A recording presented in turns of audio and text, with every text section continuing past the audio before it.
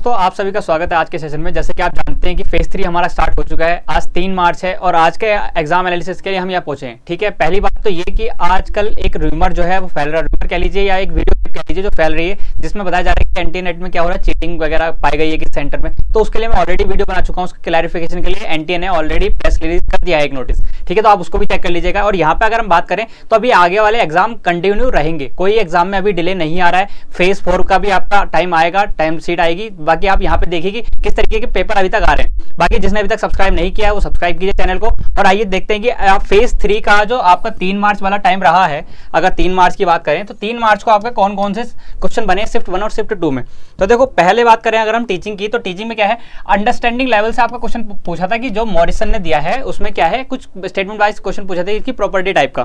फिर अगर बात करें क्लासिकल कंडीशनिंग से आपके यहाँ पे क्वेश्चन बना है। ठीक है, फिर पेडागोगी से आपका क्वेश्चन बना है। लर्नर सेंटर्ड यहाँ पे इंपॉर्टेंट है और यहाँ पे आपका टीचर सेंटर्ड भी इंपॉर्टेंट है, टीचर सेंटर्ड भी आपका इंपॉर्टेंट है। फिर अगर बात करें स्वयं की फुल फॉर्म पूछी गई थी, क्या होती है, study webs of active learning for young aspiring mind. अब इससे रिलेटेड करके काफी सारी चीजें पूछी जा रही हैं, स्वयं मूक और स्वयं प्रभा को मिक्स करके आपको पूछा जा रहा है यहाँ पे। ठीक है ना। अगर बात करें मॉडल ऑफ टीचिंग से आपका बन रहा है यहाँ पे एक और इंपॉर्टेंट पॉइंट है, जो लेवल ऑफ टीचिंग आपका इंपॉर्टेंट है, जिससे आपको क्वेश्चंस आपको प्रिपेयर करके जाने हैं। वहीं पे अगर बात करें रिसर्च एप्टीट्यूड की, तो देखो मॉडरेट क्वेश्चन बने यहाँ पे। रिसर्च एथिक्स से आपके दोबारा क्वेश्चन बनने चालू हुए। देख रहा आपने फेज 1 में देखे थे कि रिसर्च एथिक्स से शुरू में काफी क्वेश्चन बने थे, तो यहाँ पे क्या है, दोबारा से वो पैटर्न रिपीट हो रहा है। बात करें रिसर्च वेरिएबल से आपका क्वेश्चन बना है। सैम्पलिंग इस बार आपका बहुत ज्यादा पूछा जाने वाला टॉपिक, सैम्पलिंग एंड सैम्पलिंग के मेथड सारे टाइप। ठीक है, वहीं पे अगर बात करें हम एडी की फुल फॉर्म पूछी थी, analyse, design, develop, implement, evaluate. ये इवेल्यूशन, तो ये आपका क्या होता है, आपकी फुल फॉर्म होती है। यहाँ पे आपका पूछा था डी और आई का कुछ फुल फॉर्म दिया होता। ठीक है ना, इसके आपको आंसर बताने थे। वहीं पे अगर आगे बात करें क्या है, वैलिडिटी एक नया पॉइंट आपका आया है यहाँ पे। वैलिडिटी से अभी तक क्वेश्चन नहीं बन रहे थे, अब क्या है फेज 3 में इसके वैलिडिटी के क्वेश्चन भी बनने लग गए हैं। तो फेज 4 के लिए क्या है, ये इंपॉर्टेंट हो गया है। ये टॉपिक फेज 4 में काफी ज्यादा रिपीट होने वाला है आपका वैलिडिटी को लेके। वहीं पे बात करें रेफरेंसिंग एंड रिसर्च मेथड्स, ये तो आपका टॉपिक रिपीटेड है। Research methods and type of research, तो आपका मतलब ऐसा टॉपिक है जिसको आपको छोड़ के जाना ही नहीं है। सारे टॉपिक्स आपको पढ़ के जाने, सारे रिसर्च के मेथड्स पढ़ के जाने। यहाँ पे आपका एक और हो जाता है स्टेप्स, स्टेप्स ऑफ रिसर्च भी आपके इंपॉर्टेंट है, स्टेप्स भी आपको पढ़ के जाने। वहीं पे अगर आगे बात करें अगली यूनिट्स की, तो देखो आगे यूनिट वाले क्या है हमारे, आगे यूनिट है कम्युनिकेशन। कम्युनिकेशन में हमारा लगा पड़ा पैटर्न है एक, जो 4 या 5 टाइप के क्वेश्चंस आपके बार बार रिपीट करके पूछे जा रहे हैं। स्टेटमेंट में पूछे जा रहे हैं, कभी असर्शन रीजन में पूछे जा रहे हैं। जैसे अगर बात करें क्या है, देखो effective classroom communication, effective classroom communication आपका इंपॉर्टेंट है। वहीं पे बात करें प्रोसेस ऑफ कम्युनिकेशन आपके इंपॉर्टेंट है। बैरियर ऑफ कम्युनिकेशन इस बार काफी इंपॉर्टेंट रहा है, इससे काफी सारे क्वेश्चन बने। बैरियर से आपके काफी सारे टाइप बने हैं। यहाँ पे आपके 7 सी से अभी तक क्वेश्चन देखने को नहीं मिले। मैंने हर शिफ्ट के हर एनालाइज में इस पॉइंट को रखा है कि इससे आपके क्वेश्चन देखने को मिलेंगे, और जब देखने को मिलेंगे लगातार देखने को मिलेंगे, इसलिए मैं इसको बार बार बोल रहा हूं कि इसको पढ़ना काफी इंपॉर्टेंट है। वहीं पे बात करें बाकी तो इससे यही क्वेश्चन बन रहे हैं रिपीट होकर, बार बार यही टॉपिक्स आपके रिपीट हो रहे हैं। कम्युनिकेशन से कुछ नया नहीं पूछा है। आईसीटी एक आपका ऐसा टॉपिक है जिसमें नए क्वेश्चन हमेशा बन रहे हैं। जैसे यहाँ पे देखो फुल फॉर्म बनी है किसकी, जेपीजी की, सीटीआर की। क्या है ये, फोटोग्राफिक होता है ना हमारा, ज्वाइंट फोटोग्राफिक एक्सपर्ट ग्रुप। ठीक है, यहाँ पे पीडीएफ और MP4 का बना, पोर्टेबल डॉक्यूमेंट फॉर्मेट। ठीक है ना, यहाँ पे हो गया। और यहाँ पे MP4 के आपके किसके लिए यूज होता है, वीडियो के लिए यूज होता है, ये इंपॉर्टेंट हो गया। यूएसबी, यूनिवर्सल सीरियल बस, ये आपका इंपॉर्टेंट पॉइंट है, ये सब आपका पूछा गया। कंप्यूटर मेमोरी से आपके क्वेश्चन बन रहे हैं। ब्लूटूथ से आपका क्वेश्चन बना है। देखो कैमरे से ये 32 GB वाला जो क्वेश्चन बना है, ये हम ऑलरेडी डिस्कस कर चुके हैं कि 32 GB है और समथिंग MB में आपका फोटो साइज दे रखा था। टोटल नंबर ऑफ फोटोज पूछी थी, जो भी साइज दिया होगा हम उसको कन्वर्ट करके हम आराम से निकाल सकते हैं। 1 GB में कितने MB होते हैं भाई, यहाँ पे होते हैं 1024, तो इसको मल्टीप्लाई कर देंगे हम 32 से, जो हमारा MB में हमारा साइज बन जाएगा। ठीक है, तो इस तरीके से इसको क्वेश्चन को सॉल्व करते हैं, इजी हो गया। अब अगर आप बात करें हम क्या है, पिक्सल्स के बारे में पूछा गया था। ठीक है, और यहाँ पे सोशल नेटवर्किंग आपकी काफी इंपॉर्टेंट हो गई है, यहाँ पे पूछी जा रही है बार बार। जैसे यहाँ पे बात करूँ मैं किसकी, ट्विटर 2.0, ट्विटर 2.0 भी पूछा गया है। वेब 2.0 पूछा गया है, 3.0 पूछा गया है। ये काफी लेटेस्ट टेक्नोलॉजी जो है वो इंपॉर्टेंट यहाँ पे आपके लिए हो जा रही है। फिर अगर यहीं पे अगर बात करें किसकी, देखो यहाँ पे लिखे भी है मैंने सभी। अगर बात करें अगले टॉपिक पे, अगला क्या है, हायर एजुकेशन में इस बार क्या है, हायर एजुकेशन सबसे ज्यादा जो टॉपिक पूछा गया है ना, वो आपका एनईपी पूछा गया है। एनईपी 2020 में फुल फॉर्म या जो भी मेंशन हुआ है सबको यहाँ पे इंपॉर्टेंट कर दिया है। साथ ही आपका 68 से क्वेश्चन बना है, 86 से आपका क्वेश्चन बनना अभी बाकी है। 86 से भी आपका क्वेश्चन जल्दी पूछा जाएगा। वहीं पे अगर बात करें क्या है, एब्रीविएशन पूछी गई है, जो मैं इसकी बात कर रहा हूँ कि एनईपी में ही आपकी फुल फॉर्म पूछी गई है। जैसे अगर एक बात करें तो जीईआर की पूछी गई थी, ग्रॉस एनरोलमेंट रेशियो के बारे में पूछा गया था। वहीं पे बात करें रूसा पूछा जा चुका है। ठीक है, इग्नू का प्लेस पूछा जा चुका है भाई। यहाँ पे इग्नू आपसे पता कर लिया है, इग्नू अभी तक नहीं पूछा जा रहा था एग्जाम में। फेज 1 में नहीं पूछा गया, फेज 2 में नहीं पूछा गया, पर फेज 3 जैसे स्टार्ट हुआ ना, फेज 3 स्टार्ट होते ही आपने क्या क्या क्वेश्चन बने, इग्नू से क्वेश्चन बनने चालू हो गए। ठीक है, तो ये इंपॉर्टेंट आता है हमारे लिए। फिर आपका बीएचयू से क्वेश्चन बना था कि किसने इसको फाउंड किया। एंशिएंट टेक्स्ट में उपनिषद और ये जो हमारे टेक्स्ट होते हैं, वेदास होते हैं, इनसे हमारे काफी इंपॉर्टेंट टॉपिक्स हैं, इनसे क्वेश्चन हमारे बनते हैं।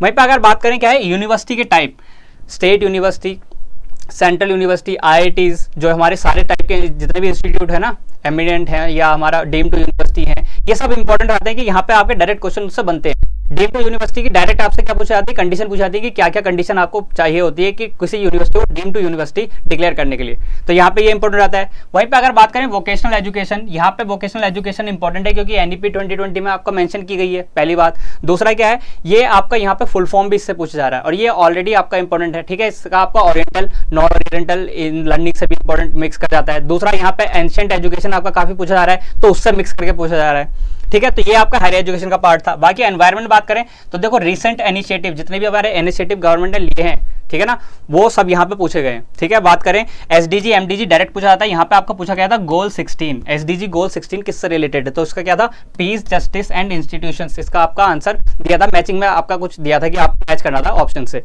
वहीं पे अगर बात करें ओजोन लेयर आपकी इंपॉर्टेंट हो जाती है।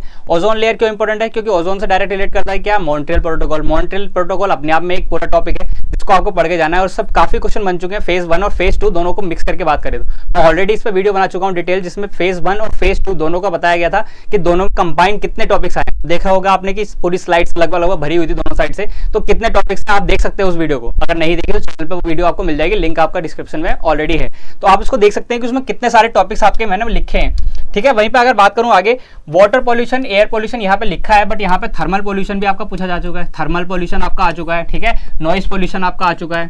ठीक है, नॉइज पॉल्यूशन आ गया है। बाकी जितने टॉपिक्स मैंने लिखे हैं ऑलरेडी, इनसे कई ज्यादा टॉपिक्स आपके फेज 1 और फेज 2 कंबाइन करके आपके पूछे जाएंगे आने वाले एग्जाम्स में। ठीक है, अगर आगे बढ़ें तो देखो आगे क्या है हमारे पास, डीआई है। डीआई का लेवल हमारा इजी रहा है थ्रू आउट, मतलब फेज 1 फेज 2 अभी तक जितने भी डीआई आए हैं सब इजी आए। किस पे, सिंपल, रेशियो, परसेंटेज, इन पे ज्यादातर फोकस रहा है, रेशियो परसेंटेज कह लीजिए। और एक आपका आता है यहाँ पे टेबल बेस्ड, मतलब टेबल बेस्ड आपके मेजरली डीआई आए हैं और सिंपल आए काफी। मतलब ऐसा है कि 4 आउट ऑफ 5 तो आपका आराम से कोई भी कर सकता है, 5 आउट ऑफ 5 वो कर लेगा जिसने प्रैक्टिस कर रखी है। ठीक है ना, 5th अटेम्प्ट सब कर सकते हैं, बट सॉल्व करने के लिए थोड़ा सा ऐसा चाहिए होता है कि जो डेली प्रैक्टिस में वो थोड़ा कम टाइम लगा के आराम से सॉल्व कर सकता है। वहीं पे अगर बात करें किसकी, मैथ्स रीजनिंग, कोई नया टॉपिक नहीं पूछा गया। प्रॉफिट लॉस ऑलरेडी आ चुका है। कोडिंग डिकोडिंग से क्वेश्चन बन चुके हैं, परसेंटेज से क्वेश्चन बन चुके हैं, टाइम एंड वर्क, ये रिपीटेड टॉपिक्स है। सारे टॉपिक्स क्या है, रिपीटेड है, मतलब कि ये ऑलरेडी आ चुके हैं, सारे हम पढ़ चुके हैं ऑलरेडी, सबकी प्लेलिस्ट बनी हुई है, आप चेक कर सकते हैं चैनल पे। ठीक है, आपको लिंक ऑलरेडी मिल जाएगा डिस्क्रिप्शन में भी, कमेंट्स में भी। बाकी ये सब टॉपिक्स आपको पढ़ के जाने। ठीक है ना, देखो लेटर सीरीज से आपको क्वेश्चन बना है, ब्लड रिलेशन से आपका क्वेश्चन बना है, अभी हमने कुछ दिन पहले ही ब्लड रिलेशन पढ़ा था। ठीक है, नंबर सीरीज, सिंपल सी नंबर सीरीज आई थी, एडिशन की समथिंग एडिशन पे चल रहा था, आराम से हम निकाल सकते हैं इसको। ठीक है, ये इंपॉर्टेंट हो गया। आगे अगर हम बढ़े, देखो लॉजिकल रीजनिंग। लॉजिकल रीजनिंग में क्या है, लॉजिकल रीजनिंग में आपका वेन डायग्राम हो गया प्लस सिलोगिज्म। सिलोगिज्म आपका यहाँ पे इंपॉर्टेंट पॉइंट हो जाता है जिससे आपके क्वेश्चन बनते हैं मेजरली। ठीक है, बाकी आपका यहाँ पे फैलेसी सबसे ज्यादा इंपॉर्टेंट पॉइंट है। यहाँ पे फैलेसी से बहुत ज्यादा क्वेश्चन बन रहे हैं, मतलब बहुत ज्यादा का मतलब क्या है कि आपका लगभग हर शिफ्ट में अगर कहूं तो हर शिफ्ट में आपका 1 से 2 क्वेश्चन फैलेसी से मिले, या तो हमारे जो वेस्टर्न फैलेसी है फॉर्मल उनसे क्वेश्चन बना है, अदरवाइज क्या है वहां पे इंडियन लॉजिक से आपका क्वेश्चन बना है। और कई बार क्या हुआ, इंडियन लॉजिक और हमारे वेस्टर्न फैलेसी दोनों मिक्स करके हमारे क्वेश्चन बने हैं। ठीक है ना, तो ये इंपॉर्टेंट है। इंडियन लॉजिक से आपका क्या पूछा गया, न्याय फिलोसफी पूछा गया, कोई नई बात नहीं है, ये हमेशा ही पूछा जाता है ना। न्याय फिलोसफी आपका पूछा जा रहा है, जो भी आपके 6 स्कूल्स हैं या फिर उसके बाद प्रमाणास हैं आपके, उसमें क्या है, वैलिड सोर्स पूछे गए हैं कि कौन कौन से 4 वैलिड हैं और कौन से इनवैलिड माने जाते हैं, उन चारों में कौन स्कूल किसको फॉलो करता है, ये सारे टॉपिक्स आपके इंपॉर्टेंट रहते हैं, सबको आपको पढ़ के जाना है।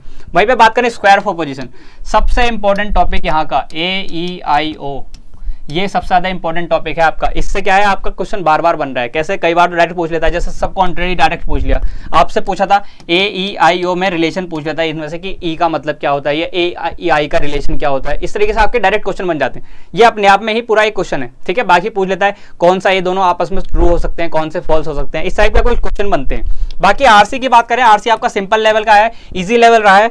और हमारी बात करें कि ये जो हमारी फर्स्ट शिफ्ट थी, शिफ्ट 1, उसका टॉपिक है ये liberated and non liberated countries पर टॉपिक बना था। बाकी डायरेक्ट क्वेश्चन आए, सीधे क्वेश्चन 5 बाय 5 आपके आराम से हर शिफ्ट में आपका आरसी आया। अभी तक कोई भी आरसी हार्ड देखने को नहीं मिला है।